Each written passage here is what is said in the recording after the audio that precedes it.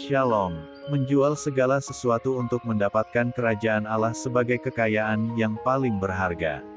Injil hari ini, Matius bab 13 ayat 44-52. Kuasa Allah yang mengatasi segala-galanya di muka bumi ini, adalah bagaikan harta terpendam yang perlu terus-menerus dicari dan diperjuangkan. Menerima kerajaan Allah adalah harta tertinggi.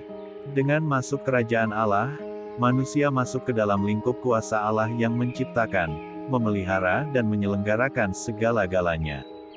Berdamai dengan Allah dalam kerajaannya berarti manusia diselamatkan lahir batin, jasmani rohani, di dunia fana sekarang ini maupun kelak di akhirat. Maka bukanlah suatu kerugian bila manusia mengorbankan apa yang boleh dianggap haknya, untuk memperoleh kerajaan Allah itu, seperti peladang dan pedagang dalam perumpamaan Yesus.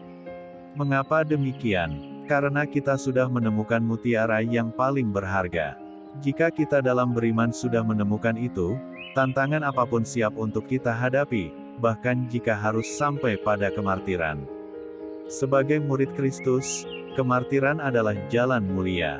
Meski harus menderita, namun akhir dari penderitaan itu adalah kebahagiaan kekal. Akan selalu ada banyak yang menjadi musuh murid-murid Kristus, dimanapun akan ada antikristus dan mencoba untuk menghancurkan orang-orang yang mengikuti Kristus. Apakah berat? Memang berat, memang susah. Apakah takut? Memang menakutkan, mengerikan, dan membuat hati bisa goyah. Itulah yang diharapkan oleh mereka, kita hidup dalam ketakutan jasmani. Jika demikian, bukan kita yang menguasai mereka, merekalah yang justru mengendalikan diri kita. Penderitaan satu anggota, menjadi bagian dari kita juga. Ketakutan satu anggota menjadi ketakutan kita bersama. Tetapi kekuatan satu orang menjadi kekuatan seluruh anggota. Semboyan bersatu menjadi teguh kiranya memang benar adanya. Semakin tercerai, semakin mudah dihancurkan. Mau apa selanjutnya kita?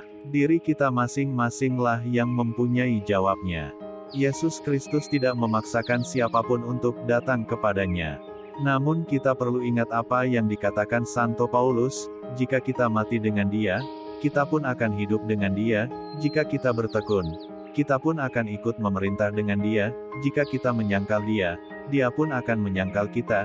Jika kita tidak setia, Dia tetap setia, karena Dia tidak dapat menyangkal dirinya. Pertanyaan kecil bagi kita, sudahkah kita mendapatkan mutiara yang paling berharga dalam hidup kita? Atau mutiara paling berharga macam apa yang kita kehendaki?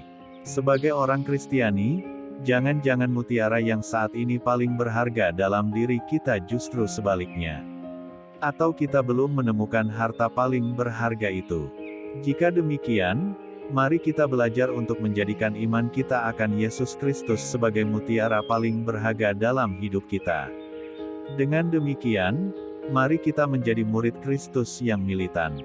Militansi itu kita wujudkan dengan membangun kepedulian kepada sesama, terlebih mereka yang menderita dan tersakiti. Marilah berdoa. Ya Tuhan, kami mohon belas kasih dan kerahiman-Mu bagi korban kekejian dari orang lain. Semoga mereka boleh menikmati kebahagiaan kekal bersama-Mu.